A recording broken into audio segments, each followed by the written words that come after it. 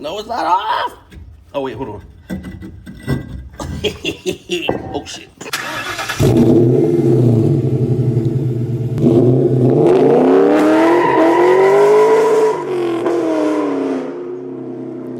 What's going on, YouTube? We are back with another video. If you haven't seen already, we are going to be changing the brakes on jacks. So this can apply to anything from 05 to 14. If you have the big brake disc. If you don't have the big brakes, then I'm pretty sure the rear brakes that we have, which we're going to start right here, these go back from the V6 models up into, I believe, the GT models. So the rear brakes you can apply to any all Mustangs from 05 to 14, and then we're going to move up front with the big brakes with the Brembo. So let's get to it. Okay, the first thing I want to do, well, first I would like to clean these off because this shit is dirty. And also just to check, I mean, I always do it, but I always check to make sure everything else is good while we're underneath it, make sure nothing's rubbing, things like that. I do need to clean these calipers though. I definitely need a repaint too. So if y'all know anybody that repaints, hit me up.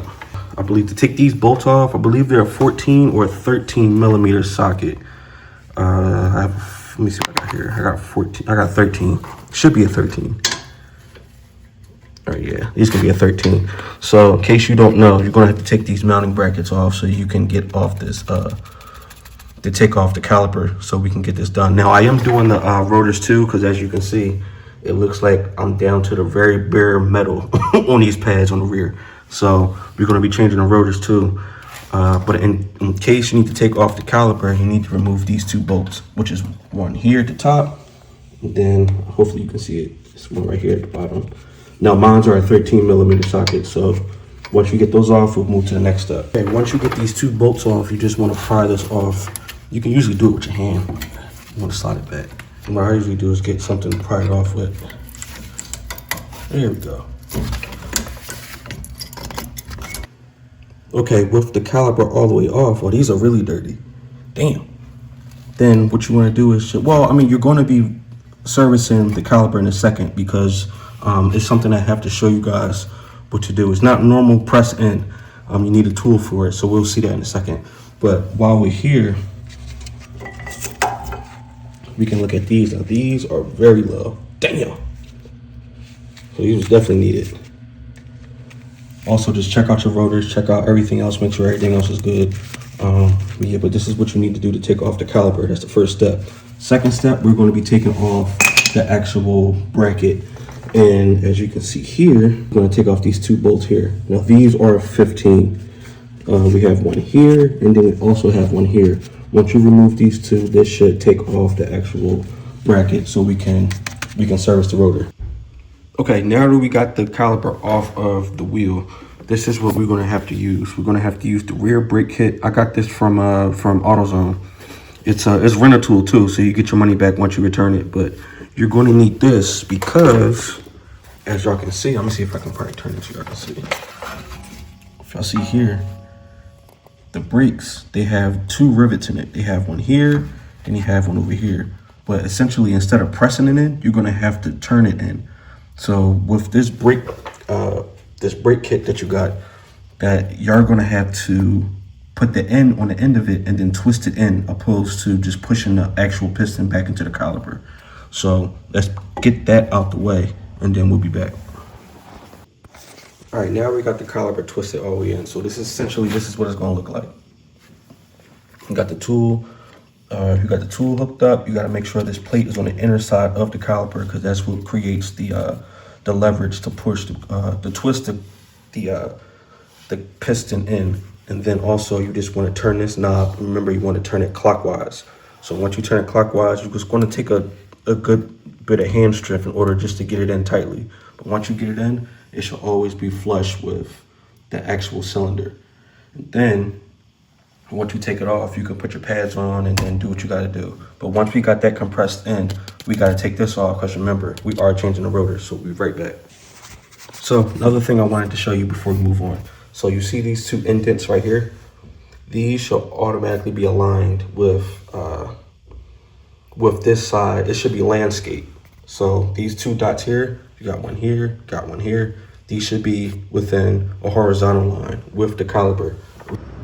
And this is how it looks for the rear. It wasn't that bad, but make sure whenever you do put everything back together, you get new hardware, you lubricate it with ceramic, depending on what type of setup you got. But yeah, this is how everything should look here. And I ended up getting some new rubber boots too because it was needed. But yeah, this is all you need. Okay, now we're on the Brembos. Quick thing to know about Brembos, that they're pretty much more self-explanatory than the rears, because this whole assembly is just one. You don't have a bracket, it's just one assembly. And then also you have your components on the inside.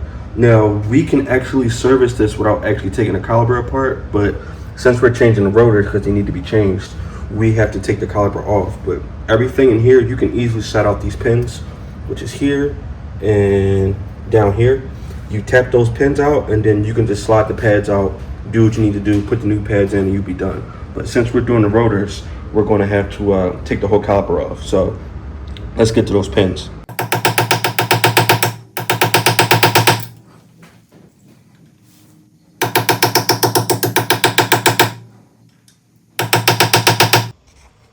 Okay, now we got the slot pins out. This is what they look like. Usually when you get new pads, they'll send you a new hardware, including these too. So make sure you do have these if they don't send them to you. But yeah, this is what you do. You just knock them out, knock out the slot pins, and as you can see, the pads are free. Now, if they are tight, it's because the piston is probably pressed against the pad, making it harder. So you have two options. You can take off the caliper, and then you can take them out the front way, and then you can press in the calipers. It'll be easier for you. But these are made so you don't have to actually take off the caliper. This is self-serve, so you can just pop off the pins that I did, and then it's a metal shim that's right here that you pop off that keeps the pads in. But once you slide those out, you can just change your pads, and if your rotors are good, you can just go right ahead and put your new pads on and be good to go. But of course, we are changing the rotors too, so I just wanted to let y'all know what it looks like once you just slide. You know, easy these are just to slide out. I want to make sure they're 15 millimeters. These are 15 millimeter bolts that you have to take off. I don't know if you can see it. It's one right here, up here, and then this one down here, which is right here. So you got two, 1, 2, and then the whole caliper comes off. You don't have to worry about a bracket. So once we get those off, then we can slide the brakes out, get the rotors on, and get moving.